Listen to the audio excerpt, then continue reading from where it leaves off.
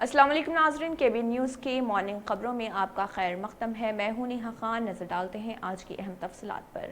Lord's institute of engineering and technology Hyderabad کا واحد مسلم minority autonomous engineering institute affiliated to Osmania university بہترین placements کے ساتھ۔ Fatima Shirazi home made product استعمال کرنے سے 1 منتھ میں 10 kg تک آپ اپنا وزن کم کر سکتے ہیں۔ سب سے کم دام میں ویٹ لاس کا طریقہ ہمارے یہاں موجود ہے، وہ بھی no side effect, no diet, no exercise کے ساتھ۔ آج ہی کانٹیکٹ کریں Fatima Shirazi home made product سے اور اپنے آپ کو خوبصورت بنائیں۔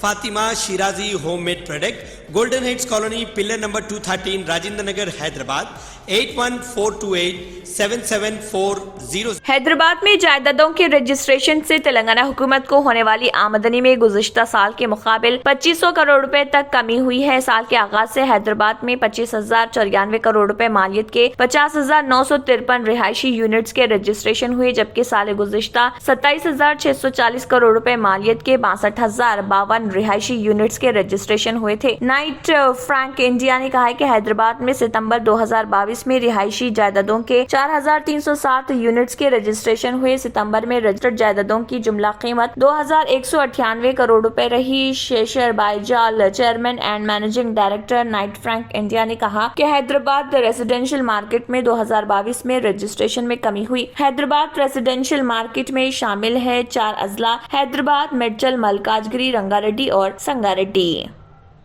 ریاست تلنگانہ کے مختلف کالجز اور یونیورسٹیز میں اعلیٰ تعلیم اور پروفیشنل ایجوکیشن کورسز کی تعلیم حاصل کرنے والے SC، ST، BC اور اقلیت سے تعلق رکھنے والے طلباء کو کافی مشکلات کا سامنا کرنا پڑ رہا، کیونکہ ریاستی حکومت نے گزشتہ 2 سال سے 2,183 کروڑ روپے فیس ریمبرسمنٹ جاری نہیں کیے۔ طلباء تنظیموں کے مطابق تقریباً 15 لاکھ طلباء کا انحصار فیس ریمبرسمنٹ پر ہوتا ہے۔ تعلیمی سال 2021-22 کے لیے ڈیٹا کے مطابق محکمہ فائنانس نے 1 کروڑ روپے جاری کیے، لیکن سابق تعلیمی سال اور جاریہ تعلیمی سال 2022-23 کے لیے 2,183 کروڑ روپے کی اجرائی ہنوز زیر التوا ہے۔ اس میں تاخیر کے باعث طلباء کو مشکلات کا سامنا کرنا پڑ رہا۔ بعض خانگی اسکولز نے سرٹیفکیٹس جاری نہیں کی اور کئی یونیورسٹی ہاسٹلز میں طلباء کو بنیادی سہولتوں کے استعمال کی اجازت نہیں دی جا رہی، کیونکہ انہیں ریمبرسمنٹ کی رقم موصول نہیں ہوئی ہے۔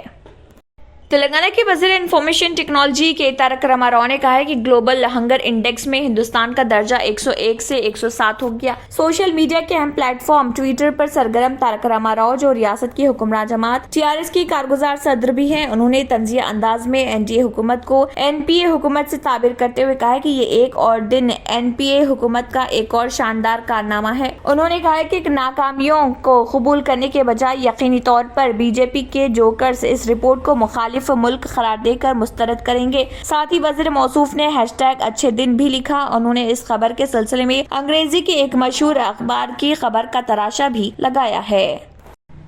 ممبئی میں گزشتہ رات کو ایک بار پھر وسط اکتوبر میں موسلادھار بارش کی وجہ سے شہریوں کے ساتھ ہی دفتر موسمیات حیرت زدہ ہے، کیونکہ انہوں نے آسمان میں ابر ہونے اور ہلکی بارش کی پیش گوئی کی تھی، لیکن شہر میں 2 گھنٹے تک گھن گرج کے ساتھ طوفانی بارش ہوئی۔ شہر کے ساتھ ساتھ مضافاتی علاقوں میں تیز بارش ہوئی۔ مغربی اور مشرقی قومی شاہراہ کے ساتھ ہی سائن اور پنویل ہائی وے پر ٹریفک جام رہا۔ ذرائع کے مطابق موسم خوشگوار ہو گیا ہے اور شہریوں نے بھی راحت کی سانس لی ہے۔ متعدد مقامات پر پانی بھی جمع ہو گیا اور ٹریفک جام ہو گیا۔ ہفتے کے آخری دن بارش نے دفاتر اور کام دھندے سے گھر واپس جانے والے شہریوں کو پریشانی کا سامنا کرنا پڑا۔ دفتر موسمیات کے مطابق بجلی کی چمک اور بادل کی گرج کے ساتھ 2 گھنٹے تک بارش ہوتی رہی۔ تیز ہواؤں کا سلسلہ جاری رہا۔ دفتر موسمیات کا کہنا ہے کہ تیز ہواؤں کے ساتھ بارش کا سلسلہ جاری رہے گا۔ ممبئی کے ساتھ ساتھ پال گھر، تھانے، ستارا، ساگنکی، سولاپور، ہنگولی، لاتور، ناسک اور اورنگ آباد میں چند گھنٹے بارش رہے گی۔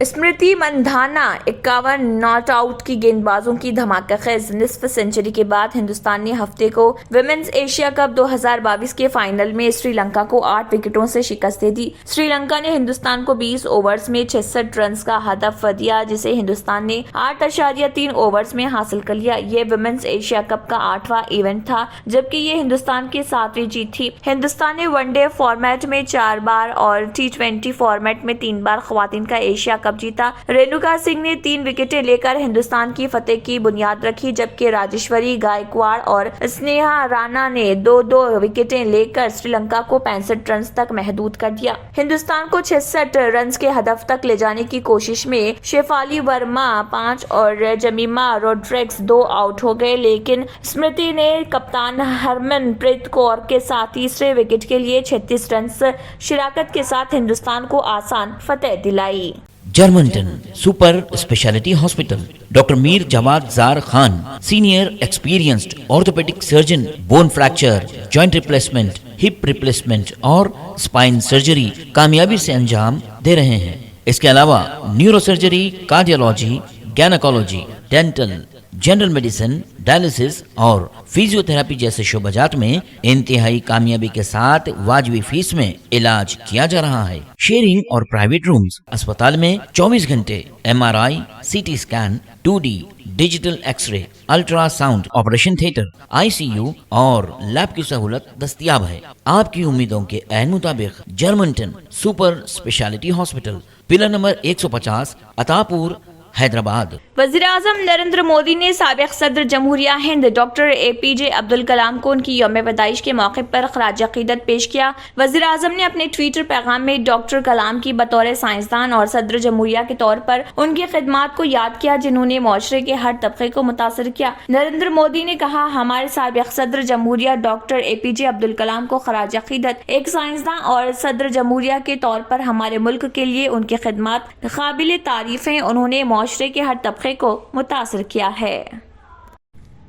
ہندوستانی وزیر خارجہ ایس جے شنکر مصر کے 2 روزہ دورے پر ہیں۔ انہوں نے ہفتے کو دارالحکومت قاہرہ میں بابا قوم مہاتما گاندھی کو خراج عقیدت پیش کیا۔ جے شنکر نے یہاں ہاریہ پارک میں بابو کو خراج عقیدت پیش کیا۔ ہندوستانی وزیر خارجہ کا مصر کا یہ پہلا 2 طرفہ دورہ ہے۔ جے شنکر مصری وزیر خارجہ سامح حسن شکری کی دعوت پر 2 روزہ سرکاری دورے پر یہاں آئے ہیں۔ اس دوران دونوں وزراء کے درمیان 2 طرفہ علاقائی اور بین الاقوامی امور پر تبادلہ خیال کیا جائے گا۔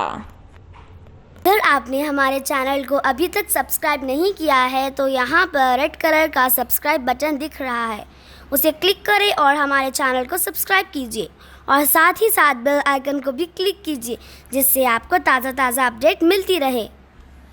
اسی کے ساتھ KBN نیوز کا مارننگ خبرنامہ اختتام کو پہنچتا ہے۔ اللہ حافظ۔